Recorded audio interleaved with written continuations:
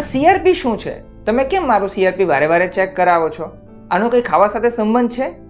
આ પ્રશ્ન મને ઓપીડીમાં ઘણી બધી વાર પૂછવામાં આવે છે. તો સીઆરપી એટલે કે C reactive protein. C reactive protein આપણા શરીરમાં કોઈ પણ ઇન્ફ્લામેશન થાય એટલે કે અંદર શરીરમાં સોજો આવે, શરીરમાં કોઈ બી પ્રકારનું ઇન્ફેક્શન થાય, એના રિસ્પોન્સમાં લીવરમાંથી આ સી રિએક્ટિવ પ્રોટીન બનતું હોય છે. આ સી રિએક્ટિવ પ્રોટીન આપણા શરીરમાં રહેલું ઇન્ફેક્શન કે ઇન્ફ્લામેશનનું માપ બતાવે છે. આ જે સીઆરપી છે તેને ખાવાના કોઈ પણ પ્રકારના પ્રોટીન સાથે કોઈ સંબંધ નથી. તમારી વાની બીમારીમાં સીઆરપી ભલે વધારે હોય પણ તમારા ખાવાના પ્રોટીન સાથે એને કોઈ પણ પ્રકારનો સંબંધ નથી. સીઆરપી આપણા શરીરમાં કોઈ પણ પ્રકારના ઇન્ફ્લામેશનના રિસ્પોન્સમાં વધે છે. ઇન્ફ્લામેશન આપણા શરીરમાં શેને કારણે થાય? તો કે આપણે જે વા હોય એ ઓટોઇમ્યુન બીમારી છે. ઓટોઇમ્યુન બીમારીના કારણે શરીરમાં ઇન્ફ્લામેશન થાય છે અને એના કારણે સીઆરપી વધે છે. એટલે તમારું જો વાનું પ્રમાણ વધે તો સીઆરપી વધે અને તમારું વાનું પ્રમાણ ઘટે તો તમારું સીઆરપી ઘટે.